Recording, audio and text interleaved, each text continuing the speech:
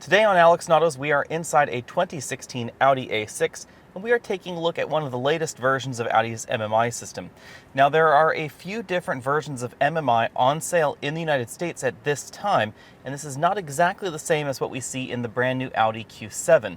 The biggest difference, of course, would actually be over on the instrument cluster, where we don't have a full LCD instrument cluster. Instead, we have a partial LCD cluster with two physical dials. In the dashboard, we have a large LCD. Now, this is not a widescreen aspect ratio LCD like we see in some vehicles out there, but this does descend into the dash automatically when you turn off the vehicle or manually when you press that little button right there on the dash. Now, even when it is in its stowed mode, right like that, if we press on some of the contextual buttons down here on MMI to change to a different media interface or radio or navigation, it will automatically pop out of the dash. All the controls for the MMI system are located in the center console between the two front seats. We have a power and volume knob right over here, track forward and backward buttons right below that, and then we have some dedicated buttons around the controller. We have radio, media, car, menu, telephone, and navigation. They're fairly self-explanatory. We also have a dedicated back button right here, and then these four buttons around this controller knob are actually contextual buttons. So if we take a look at the screen, we have these four quadrants up here. Those are the four options those buttons can do. So if we want to go, for instance, to the source and change the source, we just press that button. You'll notice the button is now lit up down here, and you can also see that we're on that button in the screen. If we were to click down to the settings menu, the same thing would happen. It would light up, and you can also see that the display is indicating what button we're on. The scroll wheel is a little bit different than, for instance, BMW's iDrive system because it does not toggle up, down, or side to side. It simply rotates around and then clicks down to enter. Above all of this, you'll see that we do have this lit up array right here. These are actually preset buttons as well as a touchscreen input. So if we move over to the navigation interface, we select the contextual button for destination, and then we choose the address entry, then you'll notice that this display changes and those numbers are no longer lit up. Now we have these little lit up areas around. That's because this is now a finger writing input. You can also input the address using this scroll wheel and choose a number, for instance, like 4, 5, and then we can draw 6 right there on the display, and you can see the system speaks that to you. You can delete numbers this way. You can also insert spaces in this way as well. Taking a closer look at the navigation interface, since we're here anyway, you'll notice one big thing right away. It's that in addition to topographical information, we also have a Google satellite image view of what's going on around us. That's because this does have a built-in LTE modem, and it is actually downloading this data live from Google. You can zoom all the way in. You can even get Street View on this particular screen. You'll notice, for instance, we are now in the Google Street View, and this trackpad is now active because we can actually use it to pan around this particular area, and we can see exactly what's going on. Now, this generation of MMI is snappier than MMI versions of the past because we get a much faster processor inside. Again, entering a destination in the system is very easy. We simply click on the contextual button for the destination entry, and we can choose address, free search, online destination search, etc. Again, online destination search uses that built-in cellular modem. You can actually see the signal for the cell modem that's integrated into the system right down there, and you can choose to Google search in the immediate vicinity for whatever it is that you're looking for. That system does work very, very well. Again, in that mode, we can use this finger writing input method for writing addresses or names or that sort of thing. The route option, of course, is where you configure how the vehicle is navigating you where you want to go. The traffic quadrant will show you traffic incidents on your route. Of course, the system will also notify you about traffic incidents, and as you can see on this display, it does give you traffic information. So this freeway that we're in front of right there is green. As we scroll out, you'll notice that the traffic information will slowly populate on this particular display. You can see right there that all these freeways near us are green at the moment. If we click down on the settings menu, these are settings specifically relating to just the navigation. We can choose between the 3D or heading up views in 2D, and you can turn on and off the Google Earth view if you'd like. Obviously, the Google Earth view requires that you have a cellular modem with an active cellular contract on it. That is something that you will need to do after you've owned the vehicle for a short while. Moving over to the next button, we have our radio button, and you'll notice that we do have Sirius XM on our particular vehicle. That is standard in the A6 at this time. We can click the contextual button up here on the upper right in order to change between Sirius XM, AM, and FM. We also have our controls down here and settings as well. Under controls is where you'll actually see the ability to do a manual channel search, and you can actually scroll around all of your channels like that. Track forward, backward becomes a skip button as well. We have scan options in this system as well.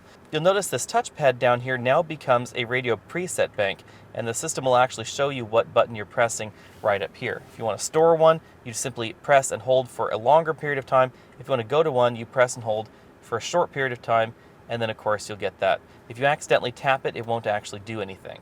The media interface is very similar. We click on this media button, and of course now we're on the media interface. If we click the source contextual button, this is how we change between the various media interfaces. Jukebox is the hard drive that's built into the system. Of course, have that optical player, the SD card slots that are below the display. There are 2 of them in this vehicle. Our iPhone, the auxiliary input, Bluetooth input as well. We also have a few other options down here: online streaming media or Wi-Fi media, depending on whether or not you have them connected. Now, a big change for this version of the Audi A6 is that we no longer use a proprietary connector for your media device. Instead, we actually use a regular old USB connection. So I just have my standard old USB to Apple Lightning connector right there, and that works just fine with my phone. We, of course, now that we're on this particular input method, we can click browse, and we can browse our songs, artists, albums, podcasts, etc. Now, you should know that none of this is available via voice commands in this generation of MMI. So you can browse your playlists, you can browse your artists with this particular system, but you can't actually control them via voice commands. Moving on down, we then have car options. This is where you can change things like the Audi Drive Select between individual, dynamic, and auto. We also have certain car system settings available. This is where you can change a wide variety of settings, like the way your seats behave. So we have our driver's seat, we have automatic easy entry, the automatic belt tensioner, whether you want it tied with your remote control key. We have a wide variety of options in here, from interior lighting, the way the central locking behaves in the vehicle, etc. You'll notice that all the graphics in the system are very, very well done. This is again due to that faster processor that the system now uses. One nice touch that we see in a number of other luxury vehicles is that we can adjust the footwell temperature. You can make it either colder or warmer depending on your personal preferences. The menu button is where we get a simple home view, for lack of a better word. We have access to the car, telephone, Audi Connect, navigation, media, radio, etc. Basically what we get with those direct access buttons as well. The main thing that you can't get via direct access button is this Audi Connect option, of course. And we select Audi Connect, we're again getting data from that built-in LTE service. We can get weather, fuel prices, travel information, news headlines, flight information. We can also find parking spaces and availability near us. Certain parking lots will actually send their number of available spots to systems like this, so you can actually see what spots are available. Unfortunately, none of the parking lots near us seem to have that information. If they did, there would be a little dot over here on the right side, and it would actually show you exactly how many stalls were available at that particular parking lot. Over on the telephone interface, this is a fairly typical Bluetooth telephone interface. We of course have messaging support if your device supports it, recent calls, directory, favorites, etc. Again, when you click the enter number, we can actually use this touchpad to enter a phone number in this particular system. Overall, Audi's MMI system is one of the more advanced and more attractive infotainment systems in the luxury segment. Unfortunately, it doesn't have quite the same level of feature functionality that we do find in some of the infotainment systems out there. Most notably, Lexus's N-Form system, which does compete again with this Audi A6. It will allow you to voice command your music library on your connected smartphone or iPod or other device. You can't do that in this Audi MMI system.